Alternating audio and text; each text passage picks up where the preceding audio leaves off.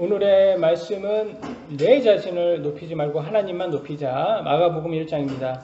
이번 주부터 마태복음을 마치고 마가복음을 공부할 건데요. 예수님의 생애를 조금 다른 비유로 촬영한 두 번째 카메라라고 생각하시면 될 것 같습니다. 마태복음과 매우 비슷하죠.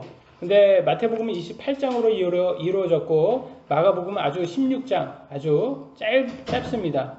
요약된 것처럼 느껴져요. 왜냐하면 수신자가 로마인들이었기 때문이 아닐까 추측이 됩니다. 왜냐하면 로마인들이요 한국 사람들하고 비슷했답니다. 그래서 성격이 급해가지고 그래서 이렇게 로마인들과 그 급한 성격을 위해서 그렇게 짧게 글을 쓴 게 아닐까라고 추측을 해봅니다. 그래서 이 유대인들은 이렇게 계보, 족보 이런 걸 중시하잖아요. 근데 로마인들은 그런 것이 필요가 없기 때문에 생략되어 있습니다. 그 메시아의 계보에 대해서는 생략되어 있어요. 그래서 마태복음, 누가복음에는 계보가 있고 마가복음에는 없습니다.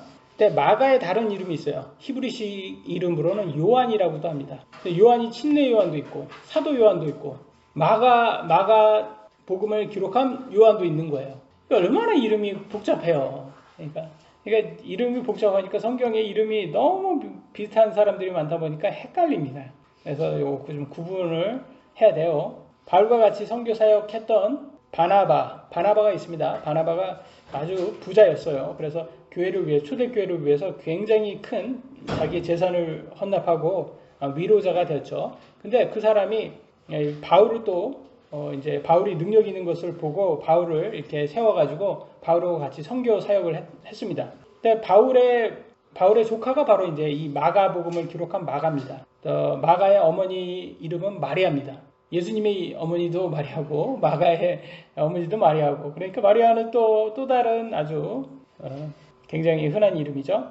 근데 마리아도 좀 약간 부유했던 것 같아요. 예루살렘에 집이 있었고 거기에서 다락방이 있었는데 아주 큰 다락방이 있었대요. 그래서 그것을 초대교회 예배당으로 썼다고 합니다. 다락방을. 그래서 마가의 다락방이라고 많이 불렀어요. 왜냐하면 아들 마가였기 때문에. 예수님의 최후 만찬도 이 마가의 다락방에서 한 걸로 보이고 오순절날 첫 교회 탄생도 이 마가의 다락방에서 이루어진 것 같습니다. 바울의 1차 선교 여행 중 바울이 좀 약간 T잖아요. T예요. T. F 아니고 T입니다. 굉장히 극T인 것 같아요. 바울은. 극T.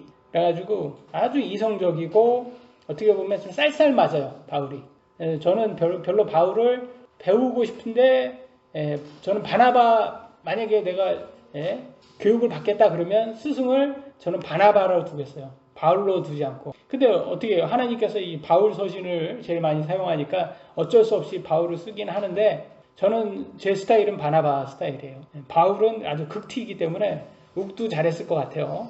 바울은 그래서 이렇게 중간에 이제 같이 선교 여행을 했는데 마가가 1차 선교 여행에서 그냥 너무 힘들다고 집에 가버려요. 집에 가버리니까 바울 입장에서는 이제 싫은 거예요, 얘가. 그래가지고 너는 내 눈에서 이제 멀어졌다 이렇게 해서 두 번째 2차 선교 여행 때는 이 바울하고 바나바가 아주 크게 싸웁니다. 왜냐면 바나바는 그래도 한 번 더 용서해 주자. 마가를 데리고 가자 그랬더니 바울이 절대 그럴 수 없다. 극티죠 역시. 그래가지고 절대 그럴 수 없다. 그래서 둘이 나눠집니다. 그래서 바울은 신라를 데리고 2차 선교 여행을 가고 바나바는 마가를 데리고 2차 선교 여행을 가게 됩니다. 그래서 그런 것을 봤을 때 초대교회도 완벽한 사람은 없다. 역시 사도들도 완벽하지 않았다. 이렇게 싸우고도 하고 논쟁도 많이 하고 어려움도 이렇게 다툼도 많이 있었고 이런 것을 봤을 때 우리와 큰 차이가 없었구나. 그때 당시에 그런 것들을 배울 수가 있습니다. 그리고 또 마가의 또 다른 특징은 근데 그 후에 10년 후에 바울이 옥중에 갇혔을 때 또 마가가 바울을 많이 도왔대요. 그래서 바울이 나중에는 화해를 합니다. 마가하고 화해를 하고 바울이 뒤에서는 좋은 동역자라고 마가를 인정을 합니다. 그 다음에 마가는 사도 베드로의 사역을 도왔고 알렉산드리아에서 첫 교회를 개척한 그런 사람이 마가였을 거라고 생각합니다. AD 60년경에 마가복음을 기록하였고 얼마 지나지 않아 67년에서 70년 그러니까 7년에서 10년 사이에 순교를 한 것 같아요. 그래서 개척하고 얼마 안 지나서 순교를 한 거죠. 이때 당시에는 그냥 거의 기독교를 탄압하는 그런 분위기였기 때문에 많은 사람들이 그렇게 순교를 많이 했습니다. 뭐 우리나라로 치면 뭐 지금 북한이라고 생각하시면 됩니다. 북한, 기독교를 탄압하는 북한처럼 그렇게 탄압이 심했습니다. 예수님의 12사도에는 마가의 이름이 있지는 않아요. 그러나 또 12사도 외에도 70명의 제자가 있다고 나와 있어요, 성경에. 그래서 그 중에 마가가 있지 않았을까라고 추측을 해봅니다. 누가복음 10장 1절로 17절에 주께서 다른 70명도 세우사, 그처럼 다른 70명. 그러니까 제자들이 12명만 있었던 게 아니라 다른 70명도 또 있었고, 그리고 이 마가의 다락방에서 초대교회 때 모였던 제자들이 120명이었어요. 그러니까 12명, 우리는 12제자만 생각하지만 그 외에도 많이 있었다라는 것을 알 수가 있습니다. 첫 번째 주제에 가보면 이렇게 나왔습니다. 침례자 요한의 등장. 이제 우리 마태복음 공부했던 것처럼 마가복음도 이제 순서는 비슷하게 갑니다. 1, 2절 보겠습니다. 하나님의 아들 예수 그리스도의 복음의 시작이라. 대언자들의 글에 기록된 바 보라 내가 내 사자를 너의 얼굴 앞에 보내노니 그가 너 앞에서 내 길을 예비하리라. 그래서 침례 요한은 누구다? 예비하는 길이다. 예수님을 예비하는 길이다 라고 나와 있습니다. 그래서 구약에 성취되는 것을 이렇게 보여주고 있습니다. 3절로 4절에는 광야에서 외치는 자의 소리가 있어 이르기를 너희는 주의 길을 예비하라. 그분의 행로들을 곱게 하라 한 것 같이 요한이 광야에서 침례를 주고 죄들의 사면을 얻게 하는 회개의 침례를 선포하며 온 유대 땅과 예루살렘 사람들이 그에게 나가 자기 죄들을 자백하며 요르단 강 속에서 다 그에게 침례를 받더라. 그래서 이게 침례 요한도 제사장의 아들이었잖아요. 그러니까 침례 요한도 어떻게 보면 자기가 원한다면 또 이렇게 정치적으로 좀 큰 힘을 얻을 수 있었을 텐데 그렇게 하지 않고 완전히 광야에서 어떻게 보면 떨어져서 좀 뭐 핵심 그런 요원이 아니라 또 다른 어떻게 보면 또 다른 세력을 만들었던 거죠. 그래서 예수님 사역 전 유대인들에게 가장 인정받고 오늘날 말로는 인플루언스는 침례자 요한이었습니다. 왜냐하면 사람들이 침례자 요한은 저 사람이 메시아일 수도 있어 이렇게까지 믿을 정도로 굉장히 큰 영향력을 끼쳤습니다. 그래서 유대교 종교자들은 오늘날로는 정치인들이라고 생각하시면 됩니다. 그리고 권력으로 부패된 내로남불의 상징이었죠. 근데 침례자 요한은 가난한 사람들에게 진리를 전하며 자신도 말씀대로 순종하며 많은 사람들의 본이 되고 존경을 받습니다. 그러니까 천주교에서 정주 수도회 일원으로 세속을 멀리하고 금욕적인 신앙 생활을 하는 수도승, 멍크라고 하죠. 멍크와 같은 삶을 살았던 사람이라고 생각하시면 됩니다. 그래서 얼마나 좀 힘들게 살았는지 좀 약간 금욕주의자와 같은 삶을 살았어요. 그래서 다음 구절에 나옵니다. 마가복음 1장 6절 요한은 낙타털 옷을 입고 허리에 가죽대를 띠고 메뚜기와 들꿀을 먹더라 라고 했어요. 그러니까 메뚜기 먹었다고 하니까 미국 사람들은 이 메뚜기를 먹는다는 것에 대해서 아주 좀 뭐라고 이게 말이 되냐. 메뚜기와 같은 또 비슷한 말에 나뭇잎이 있을지 아니면 열매가 있지 않았냐라고 막 그걸로 연구하시는 분들이 있더라고. 이걸 못 받아들이는 거예요. 근데 우리는 메뚜기 다 튀겨 먹었잖아요. 그리고 새우하고 맛이 비슷하잖아요. 새우 튀긴 것처럼. 구워 먹어도 설탕 약간 치면 완전히 이거 정말 고소하거든요. 그래서 이게 메뚜기를 먹어본 사람은 이거 알아요. 이거 메뚜기 얼마나 맛있는지. 그래서 메뚜기와 들꿀을 먹었다는 것은 어떻게 보면 무소유의 상징처럼 보여요. 그죠? 무소유. 그러니까 있는 그대로만 먹은 거예요. 그래서 뭘 가지려고도 안 하고. 그러니까 세상 사람들 그러잖아요. 여러분, 종교인이 풀소유하는 종교인을 사람들이 좋아해요? 무소유하는 종교인을 좋아해요? 무소유하는 사람 더 존경을 합니다. 자기는 풀소유하면서. 그냥 자기는 풀소유하고 싶어 하지만 자기가 존경하는 사람은 무소유하기를 원해요. 참 위선이죠? 사람이. 그래서 여기에서 그거에 딱 맞게 무소유하는 그런 모습을 보여줍니다.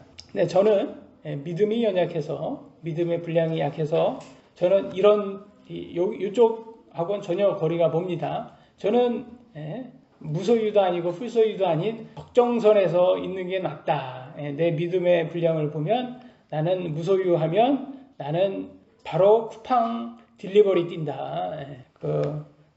저는 분명히 저한테 만약 하나님께서 너 무소유해 그러면 저는 교회도 예배도 하고 그냥 주중에는 저는 쿠팡 딜리버리 하겠습니다. 이렇게 했어야 할 것 같아요. 먹고 사는 거는 지장 없게 만드셔야죠. 근데 그런 저는 스타일입니다. 무소유하고는 전혀 관계가 없는 스타일인 거죠. 광야에서 수도승처럼 금욕하며 하나님의 진리의 말씀을 전하려고 끊임없이 자신을 수련하시는 분들을 보면 얼마나 존경스럽습니까? 그죠? 여러분 얼마나 이런 분들 저도 그래요. 저도 그런 분들 보면 정말 세속적이지도 않고 참 대단하다. 이런 분들 말씀을 들어보면 우리의 영혼까지 깨끗해질 것 같아요. 그래서 이런 분들을 우리가 존경은 하지만 여러분 막상 그렇게 살려면 살고 싶어요? 살기는 싫죠. 우리는 듣고만 싶어요. 그러나 그렇게는 아니죠. 근데 이분이 자기 자신이 그리스도가 아니다, 메시아가 아니다라고 그냥 확실하게 얘기하십니다. 7절로 8절 그가 선포하여 이르되 침례 요한이 말합니다. 나보다 더 능력 있는 분께서 내 뒤에 오시는데 나는 몸을 굽혀 그분의 신발끈을 풀 자격도 없노라. 참으로 나는 너희에게 물로 침례를 주었거니와 그분께서는 너희에게 성령님으로 침례를 주시리라 하니라 라고 나와 있습니다. 그러니까 내 뒤에 오시는 분이 진짜 메시아다. 근데 그분은 성령 침례 주시고 나는 물 침례 주는 거다. 그래서 여러분 물 침례가 구원을 뜻하는 게 아니에요. 물 침례는 그냥 의식이에요. 결혼식과 같은 의식이에요. 그러면 진짜 구원은 뭐예요? 성령 침례가 진짜 구원이에요. 그래서 우리가 칭의 구원 받았다라고 하는 것은 여러분이 예수님을 마음속으로 믿는 그 순간 성령 침례를 받는 거예요. 그게 믿음이 중요한 거지 물 침례가 중요한 게 아니다. 물 침례는 그냥 내가 더 이상 이제 많은 사람들에게 공포하는 거예요. 나 이제 예수님이 나의 신랑입니다라고 나는 이제 예수님의 신부입니다라고 결혼식 하는 거하고 비슷한 거예요. 그게 물 침례다라고 생각을 하시면 됩니다. 많은 유대인들은 침례자 요한이 메시아라고 생각했는데 자신이 메시아가 아니라 자신은 단지 물로 침례를 주는 예비자이고 성령님으로 침례를 주시는 분이 메시아다라고 전합니다. 많은 사람들은 침례자 요한보다 더 금욕하시는 메시아를 예상했는데 실제 예수님을 왔더니 예수님이 어떻게 해요? 술고래라고 할 정도로 금욕주의를 안 했어요. 그러니까 종교 지도자들이 술을 어떻게 저렇게 잘 마시냐 저거 술고래 아니야? 라고 했어요. 예수님은 완전히 또 반대인 거예요. 그래서 금욕 자체가 우리를 거룩하게 만드는 것이 아니라 성령님의 도움으로 절제하는 것이 더 중요함을 배울 수 있습니다. 그래서 예수님 당시에는 예수님은 왜 금욕 안 했습니까? 라고 했을 때 예수님은 신랑이 지금 와 있는 동안에는 지금 잔치지 않냐, 잔칫날이지 않냐. 그러니까 지금은 금식하고 뭐 그런 때가 아니다라고 예수님은 말씀하십니다. 그래서 예수님이 떠나면 금식을 하겠다라고 합니다. 그러니까 예수님이 이 땅에 와 있는 동안에는 잔칫날로 그래서 포도주를 마셨고 그 다음에 예수님은 이제 죽으신 후에는 내가 다시 부활하기 전까지는 포도에서 나오는 것을 먹지 않겠다고 하셨어요. 그러니까 우리 크리스찬들은 어때요? 부활 전까지는 포도주를 안 먹는 게 좋겠죠. 그래서 술을 멀리하는 게 좋습니다. 그러니까 저는 뭐 술만 나쁘다고 생각했는데 알고 보니까 이게 제가 지금 몸이 아파 보니까 이 설탕, 이 당분, 탄수화물 이런 거 모든 것들도 너무 과하게 먹으면 내 몸을 아프게 하는 술과 같은 독이구나라는 생각을 많이 하게 됩니다. 그러니까 몸 관리 건강하게 잘 하기 위해서는 역시 금식이다. 금식이 최고다라는 생각이 많이 듭니다. 그래서 예수님께서는 그렇게 좀 술을 좀 많이 드셨지만 그때는 잔칫날이기 때문에 3년 반 동안 사역하는 그 동안이었어요. 그 뒤에는 이제 부활하신 다음에는 이제 하늘로 승천하셨기 때문에 이제 재림하기 전까지는 안 먹는다고 하셨고, 근데 오늘날 한번 보시면 술에 대해서 보시면 술이 좋은 게 별로 없는 게 모든 범죄의 80%가 술과 연관이 있대요. 그래서 담배 이렇게 피는 장면 나오면 모자이크 하잖아요. 그래서 술 마시는 거 장면 나오면 저는 모자이크 해야 된다고 생각해요. 그 다음에 조금 더 극단적으로 하면 설탕 먹는 장면에도 모자이크를 해버리면 어떨까? 그건 제 바람입니다. 왜냐면 그래야지 약간 설탕도 약간 내가 좀 절제를 해야 되는구나. 그런 생각이 듭니다. 왜냐면 제가 아파서 그런 거예요. 제가 설탕을 너무 좋아하니까. 설탕 중독자였으니까. 그래서 참 믹스커피가 그립습니다. 믹스커피가 그립지만 그래서 뭐 많은 분들이 그러면 그럼 믹스 커피를 대신할 뭐 다른 당분이 있는 그런 뭐 대체 당분이 있는 걸로 그런 거가 저한테는 오히려 도움이 안 돼요. 왜냐면 그게 오히려 더 저한테 유혹을 하는 거예요. 그래서 아예 안 먹는 게 그 음식이 최고다. 대체제는 필요가 없다. 대체하는 것보다 차라리 건강을 찾고 나서 다시 조금씩 이렇게 먹는 게 낫지 않나라는 생각이 듭니다. 9절로 11절. 그 무렵에 예수님께서 갈릴리의 나사렛으로부터 오사 요르단 속에서 요한에게 침례를 받으시고 곧바로 물속에 올라오실 때에 하늘들이 열리며 성령께서 비둘기같이 자기 위에 내려오시는 것을 보시더라. 물속에서 올라오셨다라는 거 보면 세례보다는 물 침례가 좀 조금 더 성경적인 거라는 것을 알 수 있죠. 그래서 성령께서 비둘기같이 이렇게 내려오는 장면이 나옵니다. 11절에 하늘로부터 한 음성이 나서 이르시되 너는 내 사랑하는 아들이라 내가 너를 매우 기뻐하노라 하시니라. 그래서 하나님께서 이렇게 예수님이 메시아인 것을 보여주고 있습니다. 그래서 많은 분들이 이제 침례가 성경적이다 그러면 세례 받으면 안 되냐, 세례는 그러면 세례 받으면 지옥 갑니까? 라고 물으시면 저는 아니라고 봐요. 왜냐면 결혼식은 스몰 웨딩도 있고 그냥 일반 웨딩도 있잖아요. 그래서 저는 침례가 더 성경적인 거지 그렇다고 세례 받았다고 지옥 갈 일은 아니다 라고 생각을 합니다. 그래서 각자의 믿음이에요. 각자의 선택이에요. 그냥 저는 그렇게 생각을 합니다. 물론 세례 자체가 이제 좀 원래가 카톨릭에서 세례가 곧 구원이다, 세례가 곧 성령 침례다 라는 식으로 해서 세례를 줘왔기 때문에 그 자체는 나쁜 거였어요. 왜냐면 세례 곧 구원 이런 식으로 했기 때문에 세례 받았으면 나는 이제 구원 받은 거야 그런 식으로 했었기 때문에 아니에요. 세례 받은 거나 침례 받았다고 구원 아닙니다. 예수님을 믿어야지 구원 받은 거예요. 예수님 믿어야지 성령 침례 받은 겁니다. 보세요. 예수님께서 십자가에 죽으실 때 양쪽에 강도가 강도가 한 명씩 있었잖아요. 한 명의 강도는 예수님을 믿고 죽었어요. 침례 받았어요? 못 받았어요? 침례 못 받았잖아요. 예수님 믿고. 근데 같이 낙원, 천국에 갔잖아요. 그런 거 보면 그러니까 침례나 뭐 세례나 그런 거 안 받아도 성령 침례 받는 게 가장 중요하다. 그게 구원의 방법이다라는 것을 알 수가 있습니다. 12절 13절 성령께서 즉시 그분을 광야로 이끌고 가시니라. 보세요. 아니 성령을 받았어요. 성령 받았으면 이제 광야에 가서 뭐 좋은 거 하시려고 가시나? 여러분 성령 받으면 되게 막 기쁘고 막 성령 충만해서 막 술 취한 것처럼 정말 러너들이 갖고 있는 러너 하이처럼 도파민 뿜뿜 이렇게 나오는 그런 거 받을 거라고 생각하는데 보세요. 어떤 일이 일어나는지 13절. 그분께서 거기에서 광야에서 40일을 계시면서 40일을 금식하셨죠. 사탄에게 시험을 받으시고 들 짐승과 함께 계셨는데 천사들이 그분을 섬기더라. 여러분 성령 받으니까 사탄한테 시험 받으러 가요. 되게 재밌지 않습니까? 우리는 성령 충만하면 우리는 소원 성취하고 병이 낫고 다 좋은 일이 일어날 거라고 생각하는데 성경에는 성령 충만하니까 오히려 사탄에게 시험 받으러 갑니다. 사탄이 첫 번째로 뭘로 유혹을 합니까? 먹는 걸로 유혹을 해요. 먹는 걸로. 오늘날 여기에서 다 나가 떨어지는 거예요. 먹는 걸로. 여러분 밥 먹을 때 밥이 얼마나 맛있습니까? 돈 모아서 뭐 사 먹어요? 소고기 사 먹잖아요. 그때 얼마나 위로가 돼요. 거기에서 끝나면 안 돼요. 커피하고 카라멜 마끼아또하고 디저트로 빵, 케이크 그거 먹어줘야 되잖아요. 그걸 합하니까 한 1400칼로리 나오더라고요. 점심하고 디저트 합하니까 하루 1일 기초 대사량이 나오는 거예요. 한 끼에. 그 나머지는 뭐예요? 아침, 저녁은 그러면 다 여러분 다 지방이 되는 거예요. 여러분이 먹은 모든 게 다 지방. 우리가 이 경남 지방에 산다고 굳이 이렇게 지방을 몸에까지 이렇게 추적할 필요는 없습니다.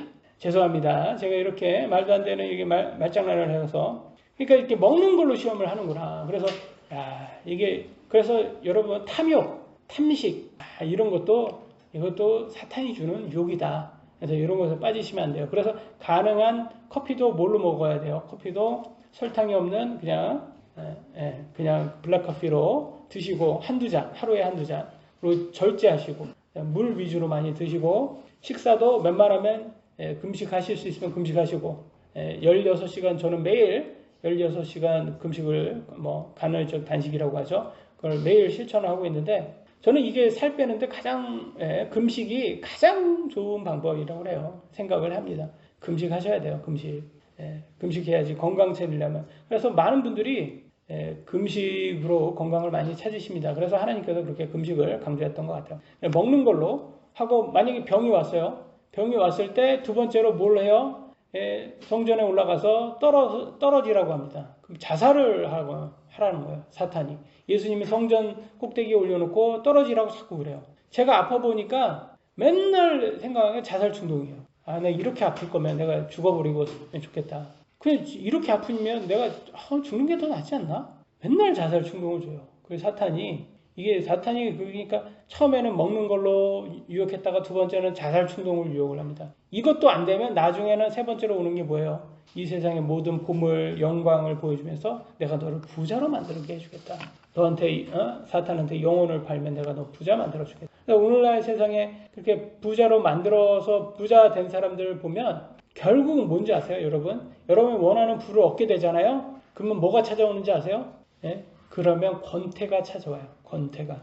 예전에 가난할 때는 결핍했다가 이제는 부자가 되면 결핍에서 넘어져서 부유하게 되면 권태가 찾아와요. 권태가 찾아오면 삶의 목적을 잃고 그러면 헛되고 헛되니 모든 것이 헛되도다. 그렇게 전도서의 저자 솔로몬처럼 돼버립니다. 염세주의자가 돼버려요. 그래가지고 여러분 너무 많이 가진 것도 별로 안 좋은 거예요. 그래가지고 왜 권태가 찾아오니까 이게 사는 게 재미가 없어요. 그냥 우울증 걸려요. 우울증 걸리게 딱 좋아요. 그래서 여러분 약간 부족한 게 좋은 거예요. 약간 부족하고 그렇다고 너무 부족한 거는 안 좋고 적정선이 제일 좋은 것 같습니다. 그래서 그렇게 사탄이 세 가지로 우리를 유혹하더라. 그래서 여러분 예수님을 유혹하였다면 여러분 유혹하는 거 맞아요? 틀려요? 맞죠. 예수님도 그렇게 유혹했는데 마귀가 감히 하나님하고 동등한 예수님도 유혹했는데 하물며 우리들은 유혹 안 하겠습니까? 그 가라지인 아예 안 믿는 적그리스도들은 사탄은 자기 자식들이니까 잘해줘요. 오히려 우리들한테 더 공격을 많이 하죠. 그러니까 너무 지금 시험 받고 있다고 좌절하지 마시기 바랍니다. 그러니까 여러분은 하나님 자식이라는 뜻이에요. 하나님의 아들들, 딸들이기 때문에 더 시험 받고 있다라는 것을 아셔야 됩니다. 두 번째는 갈릴리에서 사역을 시작하시는 예수님입니다. 14절 15절 이제 요한이 감옥에 갇힌 뒤에 예수님께서 갈릴리에 오셔서 하나님의 왕국의 복음을 선포하여 이르시되 때가 찼고 하나님의 왕국이 가까이 왔으니 너희는 회개하고 복음을 믿으라 하시더라. 예수님을 예비했던 침례자 요한의 사역은 끝났다는 것을 보여주는 거예요. 그 다음에 끝났고 그는 퇴장하고 예수님의 사역을 시작하는 거예요. 이것이 이제 진정한 메시아의 사역의 시작이라고 보시면 됩니다. 16절로 18절 이제 그분께서 갈릴리 바닷가를 거니시다가 시몬과 그의 형제 안드레가 바다에 금을 던지는 것을 보시니 그들은 어부더라. 예수님께서 그들에게 이르시되 너희는 나를 따라오라. 내가 너희를 사람들을 낚는 어부가 되게 하리라 하시니 즉시 그들이 자기들의 그물을 버려두고 그분을 따르니라. 시몬이 원래 이름이 시몬이고요. 베드로, 우리가 많이 말하는 베드로는요. 예수님이 지어준 이름입니다. 베드로 또는 게바라고도 합니다. 돌이라는 뜻이에요. 돌. 그래서 예수님께서 너 위에 내가 초대국 교회, 내 교회를 세울 거다라고 해서 베드로 게바라는 이름을 주십니다. 그래서 원래 이름은 시몬이고요. 근데 시몬과 그의 형제 안드레가 이렇게 예수님의 부름을 받고 옵니다. 그런 걸 봤을 때 여러분 이 당시에 때는 어부라는 것은 교육을 전혀 받지 못한 사람이에요. 그러면 글도 못 읽는 사람들이에요. 글도 못 읽는 사람을 제자로 삼아요. 참 대단하지 않습니까? 예수님 같은 분은 엘리트 정도는 삼아줘야지 되지 않겠습니까? 그 당시에 엘리트 정도. 근데 그렇지 않고 오히려 교육을 전혀 받지 않은 사람들을 제자로 삼는 것을 보여줘요. 그럼 보면 참 이렇게 우리는 엘리트가 세상을 다 바꾸죠. 실제로는. 그렇지만 하나님 사역은 엘리트가 꼭 한다? 꼭 그렇지만은 아닌 것 같아요. 그것도 고정관념인 것 같습니다. 물론 우리는 엘리트 목사님 그러면 더 존경하고 더 대단한 말씀을 하실 것 같은데 꼭 그러지만은 않은 것 같아요. 예수님께서 이런 부족한 사람을 쓰시는 것을 봤을 때는 제 생각은 그래요. 제 개인적인 생각은 좀 엘리트는 자기가 능력이 많으니까 영광을 자기 자신한테 더 높일 거 아닙니까? 가능성이. 근데 우리 좀 저같이 능력이 없는 사람들은 뭐가 딱 이렇게 딱 생기면 이게 제가 인정을 바로 해버리거든요. 이건 내 능력으로 할 수 있는 게 아니구나. 제가 지금 살을 지금 한 15kg에서 17kg를 뺐잖아요. 지금 제가 옛날 사진 보셨잖아요. 그리고 여러분은 다 증인이시니까 17kg를 이렇게 17kg 모르겠어요. 정확히 몇 킬로를 뺐는지. 그때 제가 최고치가 85kg에서 88kg까지 갔었어요. 그럼 지금 68이니까 그렇게 되면 지금 20kg 결국 20kg 가까이 뺀 거예요. 사실은 20kg 뺐는데 제 힘으로 뺀 거예요? 아니면 이거 성령님께서 아프게 만들어서 육체 안의 가시로 뺀 거예요?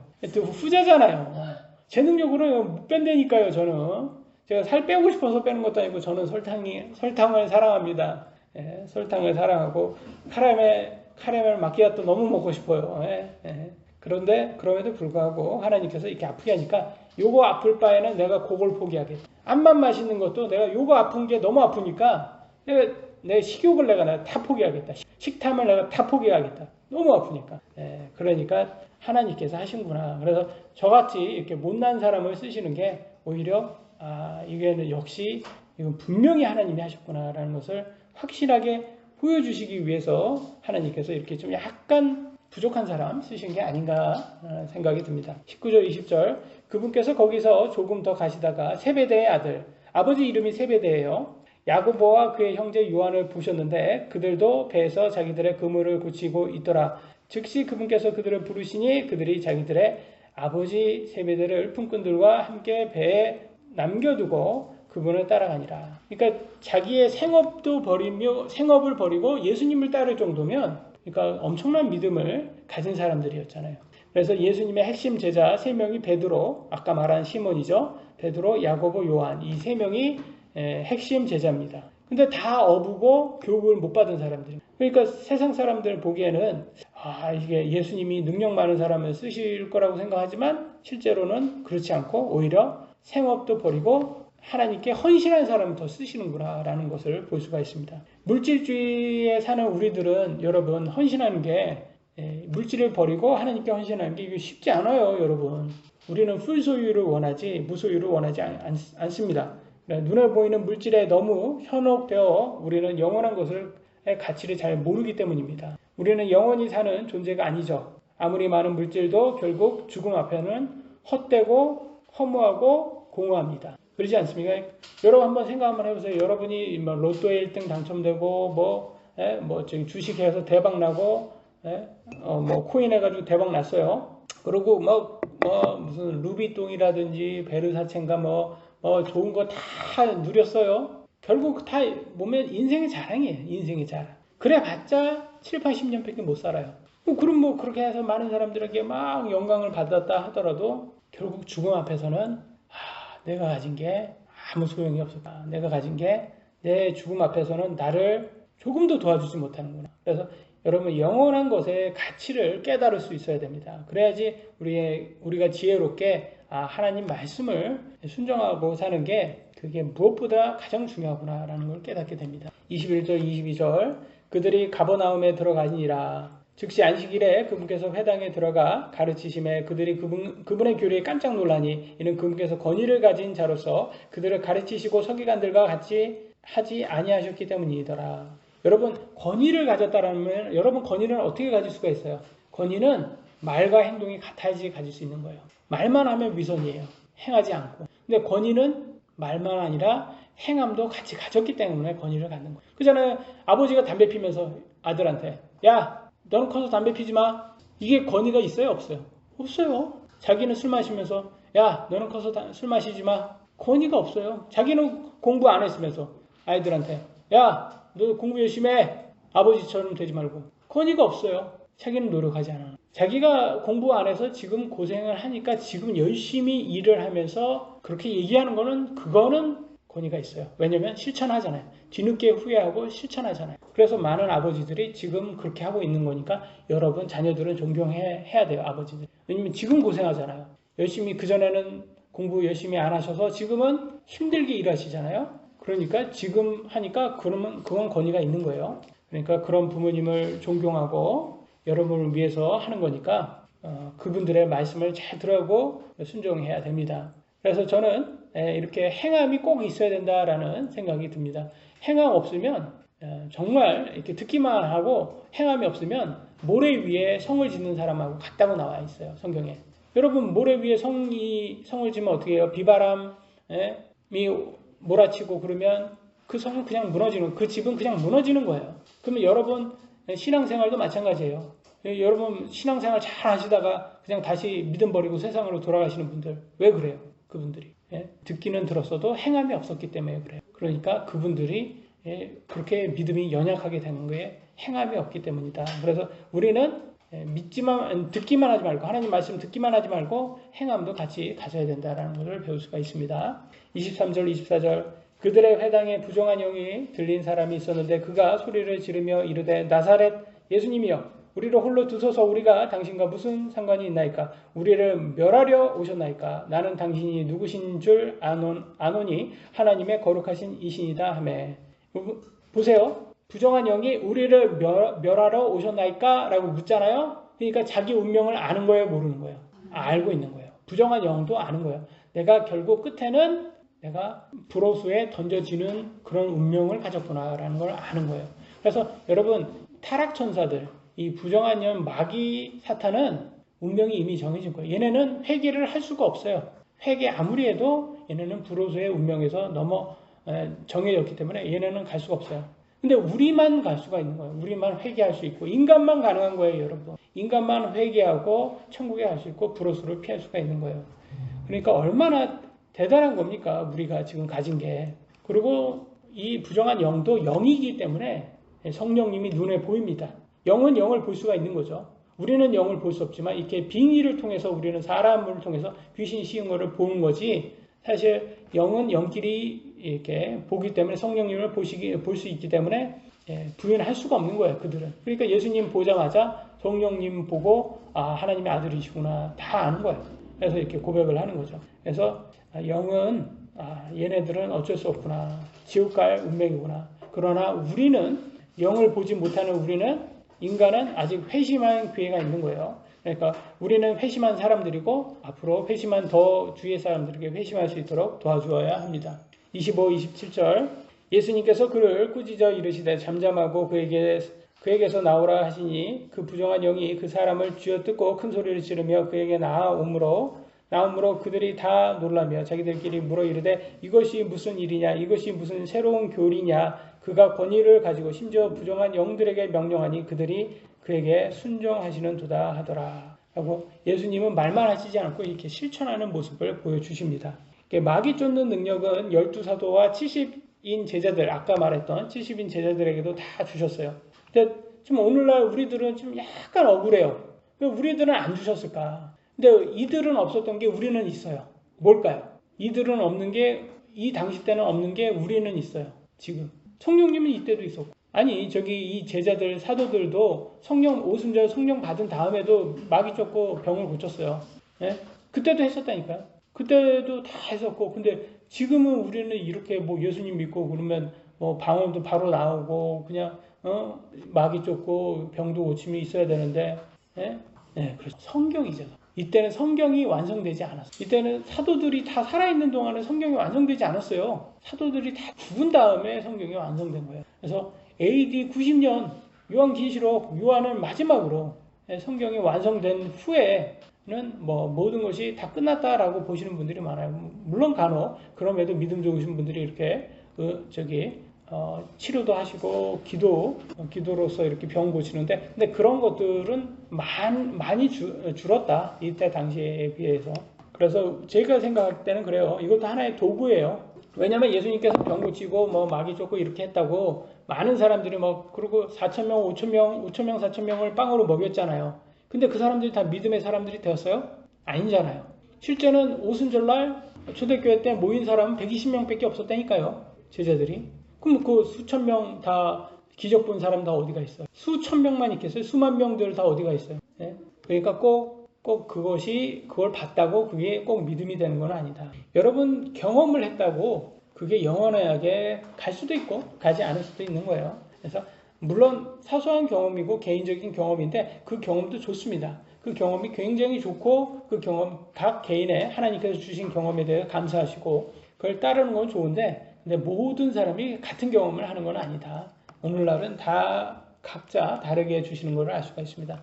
28절 31절 그분의 명성이 즉시 갈릴리 주변 온 지역에 두루 널리 퍼지니라. 그들이 회당에서 나와 곧바로 야고보와 요한과 함께 시몬과 안드레의 집에 들어갔는데 시몬의 아내의 어머니가 열병으로 앓아 누웠으므로 그들이 곧 그녀에 관하여 그분께 아뢰매 그분께서 가셔서 그녀의 손을 잡아 그녀를 일으키시니 즉시 열병에 그녀에게서 떠나고 그녀가 그들을 섬기더라. 그래서 우리에게는 베드로라 더 잘 알려진 이름 시몬이죠. 시몬이 아내가 없었다면 장모도 없겠죠. 그 말은 뭐겠습니까? 결혼한 기혼자다라는 것을 알 수가 있습니다. 그런데 시몬 이 베드로를 교황의 제1 교황이 베드로예요. 베드로 교황. 근데 오늘날 교황들은 결혼을 안 하잖아요.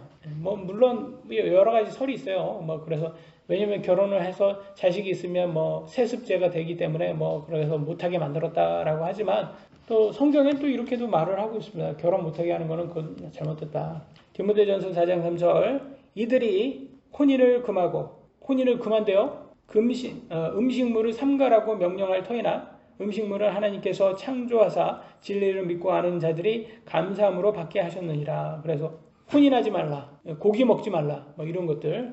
뭐 카톨릭은 혼인하지 못하게 하고 뭐 신부라든지 수녀들. 그래 불교는 뭐 고기 먹지 말라고 이렇게 하더라고요. 근데 사실 제가 보면 고기를 먹어야 되거든요. 이게 단백질을 먹어줘야지 이게 우리가 단백질이 빠지는데 단백질을 많이 너무 과잉으로 먹으면 물론 통풍 같은 그런 나쁜 병도 걸리고 그러니까 뭐든지 과하면 안 좋아요. 그러니까 적당하게 단백질 위주의 식사를 하는 게 좋은 건데 자꾸 이렇게 뭐 혼인하지 말라. 근데 오늘은 이게 혼인을 금할 필요가 없어요. 왜냐면 모든 사람들이 알아서 혼인을 금할 거예요. 왜냐면 혼자 사는 것도 힘들어 죽겠는데 또 무슨 또 같이 살라고. 오늘날 우리 출생률도 최저잖아요. 우리나라. 그리고 40%가 각 가정 40%가 혼자 산다고 그랬던 것 같은데 그죠? 그러니까 결과적으로 우리는 개인입니다. 개인. 그렇잖아요. 여러분 하나님 심판석 앞에 갔을 때 여러분 배우자와 같이 갈 거예요? 아니면 여러분 혼자 갈 거예요? 하나님 심판석 앞에 딱 섰을 때 여러분 자녀들하고 같이 갈 거예요? 여러분 혼자 갈 거예요? 혼자예요. 혼자. 여러분 개인입니다. 개인. 개인이에요. 그래서 그래서 나의 영혼을 우리가 지금 살아있는 동안에는 가족이지만 우리가 죽은 다음에는 결혼 그런 거 없습니다. 천사와 같이 된 다음에는. 그러니까 개인이 제일 중요한 거예요. 개인. 그래서 그렇다고 제가 이기주의를 말하는 게 아닙니다. 개인주의는 이기주의를 말하는 게 아니에요. 우리나라는 개인주의와 이기주의를 같이 말하는데 개인주의는 남에게 폐를 주지 않는 거예요. 그런 개인주의예요. 저는 그래서 개인화되는 대로 예의를 지키는 개인주의가 되어야 된다. 그리고 이웃을 사랑하는 사람들이 되어야 된다라는 생각이 듭니다. 고린도전서 10장 31절에는 그런즉 너희가 먹든지 마시든지 무엇을 하든지 모든 일을 하나님께 영광을 위하여 하라. 그런 거 보니까 이게 뭐가 중요한 거냐? 먹고 마시는 게 중요한 게 아니라 이거를 하나님의 영광이 되기 위해서 먹냐가 중요한 거예요. 근데 여러분이 소주에 삼겹살 먹으면서 나는 진짜 이걸로 하나님의 영광이 될 거야. 영광이 될까요? 이거 소주와 삼겹살이?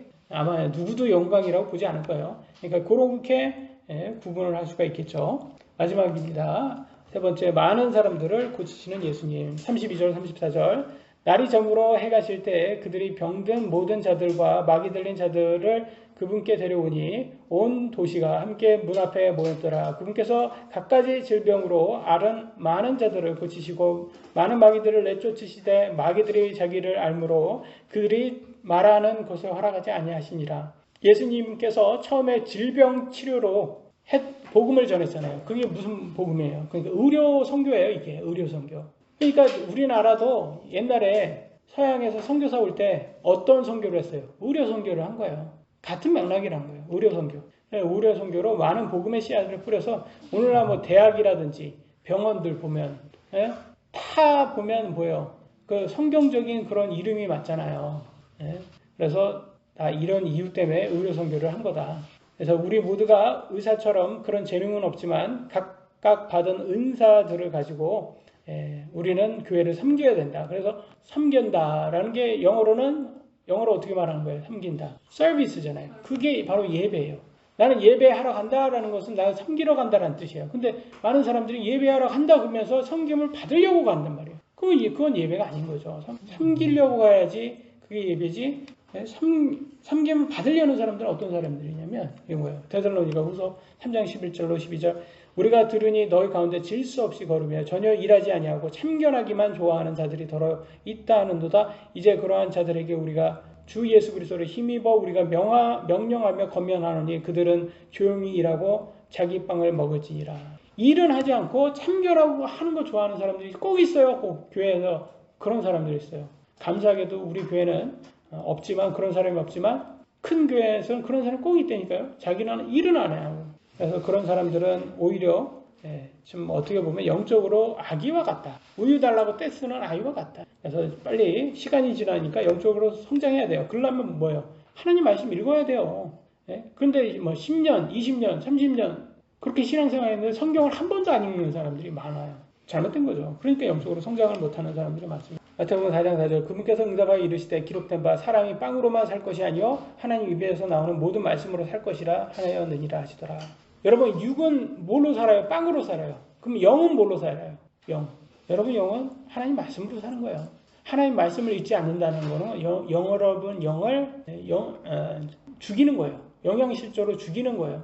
여러분 영을 죽이는 방법은 하나님 말씀 안 읽으시면 되는 거예요. 그래서 여러분 빵을 먹듯이 하나님의 말씀을 꼭 읽으셔야 되는 거예요. 35절 새벽에 아직 날이 밝기 훨씬 전에 그분께서 일어나 나가서 외진 곳으로 떠나 거기에서 기도하시더라. 그래서 예수님은 은밀하게 새벽 기도하셨습니다. 그래서 기도는 골방에서 하나님과 독대하는 것이라고 보시면 됩니다. 남이 듣지 않아야 하나님께 솔직히 자신의 속마음을 말할 수 있기 때문입니다. 우리 하나님께서는 우리의 속마음을 하나님께 전하기를 원하십니다. 그래서 여러분 혼자 기도하는 연습을 많이 하셔야 됩니다. 36절 39절 시몬과 그와 함께 있던 자들이 그분의 뒤를 따라가 그분을 만나서 그분께 이르되 모든 사람이 주를 찾나이다 하거늘 그분께서 그들에게 이르시되 우리가 다음 고을들로 들어가자 내가 거기에서도 선포하리니 이런 까닭으로 내가 왔노라 하시고 온 갈릴리를 두루 다니시며 그들의 회당에서 선포하시고 또 마귀들을 내쫓으시더라. 보면 예수님께서 한 곳에만 머물지 않고 여러 마을로 계속 가요. 한 곳에서 예수님 더 찾는데요. 그래도 아니야. 난 다른 곳으로 가야 돼. 라고 하면서 자꾸 여러 지역으로 두루 다니시는 것으로 봅니다. 그래서 보면 선택받은 사람들에게만 이렇게 복음이 전해지는 거예요. 그러니까 모두 아픈 사람이 다 병을 낳은 게 아니라 하나님께서 선택하는 사람만 병이 낫는 것을 보여줘요. 예수님 있다고 다 병 나은 게 아닙니다. 그래서 선택받은 사람만 병이 낫습니다. 그래서 우리가 항상 기억해야 될 것은 하나님께서는 이렇게 선택하신 사람만 낫게 하신다라는 것이죠. 40절 41절 한 나병 환자가 그분께 와서 그분께 한청하며 그분께 무릎을 꿇고 그분께 이르되 주께서 원하시면 나를 정결하게 하실 수 있나이다 하며 예수님께서 불쌍히 여기는 마음을 가지사 손을 내밀어 그에게 대시며 그에게 이르시되 내가 원하노니 정결할지어다 하시니라. 나병 환자가 얼마나 많았겠어요. 그죠? 이때 당시에 나병 환자가 되게 많았는데 이 나병 환자만 병이 났잖아요. 그러니까 이렇게 선택받은 사람만 병이 낫는 것을 보여줄 수 있습니다. 그래서 우리가 볼 때도 항상 하나님의 선택받는 것이 가장 중요하다. 그러려면 여러분 복음을 이렇게 믿게 된 것도 여러분이 선택받았다는 것을 증명하고 있는 겁니다. 42절 그분께서 말씀하신 즉시 곧 나병이 그에게서 떠나고 그가 정결하게 되니. 그래서 예수님께서 이렇게 들어온 사람들은 이렇게 나병도 그렇고 중독도 그렇고 오늘날 세상 사람들 중독자들이 얼마나 많습니까? 저도 중독자였어요. 제가 항상 말씀드리고 저는 설탕 중독자였습니다. 그리고 또 많이 중독되는 게 뭐예요? 돈 중독. 돈에 우리가 얼마나 또 중독이 쉽게 됩니까? 돈과 설탕에 중독된 사람들이 너무 많습니다. 저를 포함해서. 그러니까 이게 돈과 설탕이라는 게 그게 뭐겠습니까? 육신의 쾌락이에요. 결국 육신의 쾌락. 이것에 중독되지 않으려면 우리가 하나님 말씀으로 우리가 절제하는 연습을 계속해야 된다는 것을 볼 수가 있습니다. 43절, 44절 그분께서 그에게 엄히 명하시고 곧 그를 보내시며 그에게 이르시되 삼가 너는 아무에게 아무 말도 하지 말고 내 길로 가서 제사장에게 내 자신을 보이고 또 내게 정결하게 되었으므로 모세가 명령한 그것들을 드려 그들에게 증거로 삼으라 하시니라. 예수님께서는 하나님께 먼저 영광을 드리라고 합니다. 그러면 하나님께서 예수님을 영광을 이렇게 드립니다. 그래서 우리도 마찬가지인 것 같아요. 참 우리가 영광을 먼저 받으려고 하지 마시고 하나님께 영광을 먼저 드려보세요. 그러면 하나님께서 영광을 다르게 해서 결국 여러분에게 영광을 줍니다. 한번 보세요. 마가복음 1장 45절 마지막 구절입니다. 그러나 그가 나가서 그것을 많이 알리기 시작하여 널리 퍼뜨림으로 예수님께서 다시 드러나게 도시에 들어가지 못하고 다만 바깥에 외딴 곳에 계시니라. 그들이 사방에서 그분께 나오더라. 결국 영광은 누가 받는 거예요? 예수님이 받고 있는 거예요. 하나님께 먼저 드렸더니 그 영광이 누구한테 다시 돌아와요? 예수님께로 다시 돌아온 걸 볼 수 있어요. 이와 마찬가지로 여러분들도 그런 거, 우리 모두도 그런 것 같아요. 우리가 무슨 매일 삶에서 모든 것을 다 하나님께 영광을 드려보세요. 그러면 그 영광이 결과적으로는 하나님께서 우리한테 다시 돌려주십니다. 그래서 우리가 영광을 받게 하십니다. 그래서 세상에 많은 어려움이 있을지라도 우리는 끝까지 견디고 하나님 말씀으로 성장하기를 원합니다. 기도하시겠습니다.